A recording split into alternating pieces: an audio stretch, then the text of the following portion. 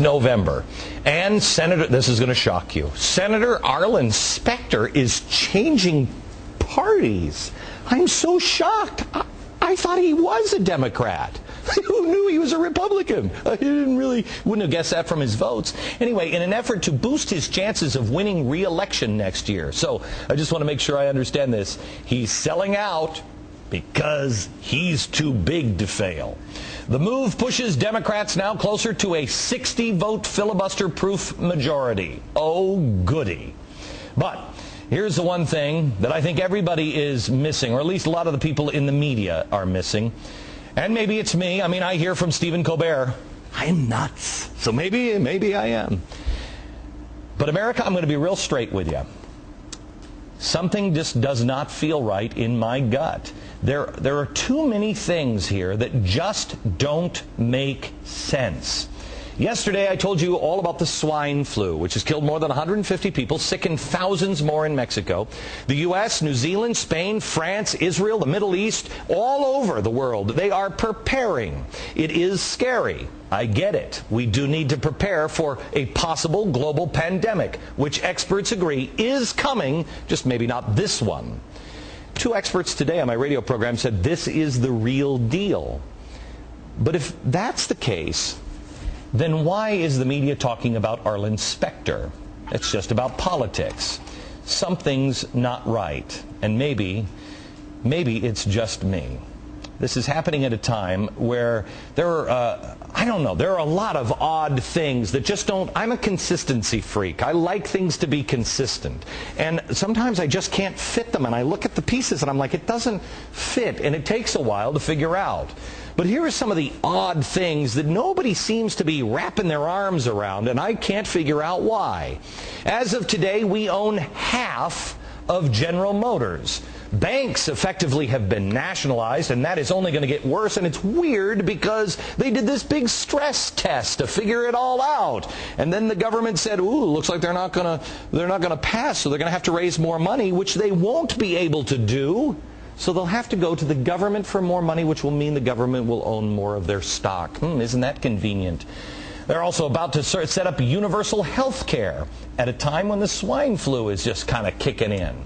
By the way, this is how Obama talked about the swine flu yesterday. See if this bothers anybody else but me. This is obviously a cause for concern and requires a heightened state of alert.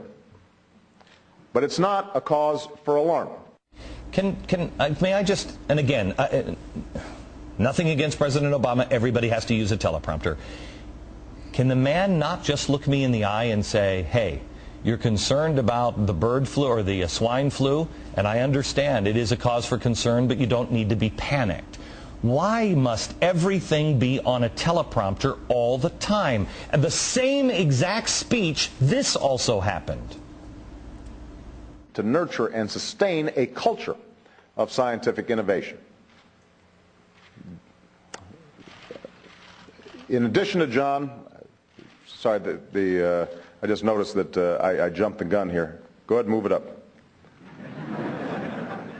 I'd already introduced all you guys. I mean, this is broadcast news, man. This is broadcast news. He's a talking head. Again, I understand he's busy, he can't memorize all of the speeches, but does it bother anyone else that historians say now that he has used the prompter way more than any other president ever has? Does it bother anyone that he wasn't even able to start speaking until the script was in the exact right place? Do you remember Sarah Palin's prompter acted up during the RNC speech? This is the first time she was on a national stage. Her butterfly, and remember, she's the dummy that doesn't even know Russia is a country. She gave the whole speech without it. We all watched in amazement on the few places that actually reported it. Then yesterday we had the secret photo op of Air Force One flying over Manhattan, which gave a lot of people flashbacks to 9/11. See all those people on the street? They were evacuating buildings. These people are running in fear because the president flew his plane over for a photo shoot. He's yelling at General Motors. And now he's yelling at Chrysler, which the union owns, and we own General Motors. Now He talks and yells at them about coming to meet Congress on their private planes, but he's taking Air Force One, a jumbo 747, out from Virginia to fly it up to New York for a photo op.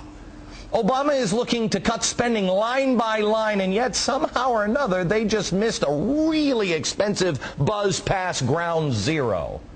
By the way, we did a rough estimate.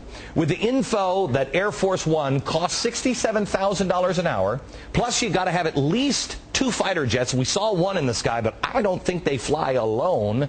So you got at least a couple of fighter jets running at about $7,500 an hour. You figure on the low end that it was 3 hours to Andrew Air Force Base, up to New York, and then back. That adds up to $247,000. Times are tough. So I'm going to give this to the president, as a free gift to you, the American taxpayer. We used Photoshop, $800. Couple of hours to work it out with, a good artist. Take a look what we've just done. Whoa, there you go. Air Force One and the Statue of Liberty. Okay, you can take it down. What about the 100-day love fest between the president and the press that we're now in? The Nonpartisan Center for Media and Public Affairs found that during his first 50 days in office, the nightly newscast covered Obama more than Bush and Clinton combined. It was also much more favorable coverage. Who would have seen that coming? The group found that the ABC, CBS, and NBC newscast, 58% of the coverage was positive, compared to 44% of positive under Bill Clinton, 33% for George Bush during the same time period.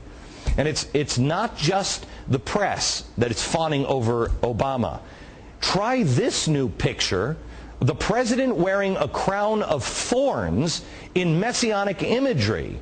The artist was going to unveil this tomorrow in New York's Union Square, but it's been canceled, quote, due to overwhelming public outrage. I don't buy that, I'm sorry. That's NYU. Oh, like the students at NYU are like, I don't know. That does kind of mock the Christ. Meanwhile, a new CBS poll came out. Today, a poll came out. CBS couldn't find a single African American who disapproved of what Obama is doing in office. Not one. 0. That's really odd, isn't it? Considering I had several of those non-existent people call the radio program earlier this morning. As I've told you before, I believe Barack Obama is like David Copperfield. We are all watching what the right hand wants us to watch. The swine flu response, the teleprompter, the flyover. What is the left hand doing? What are they doing?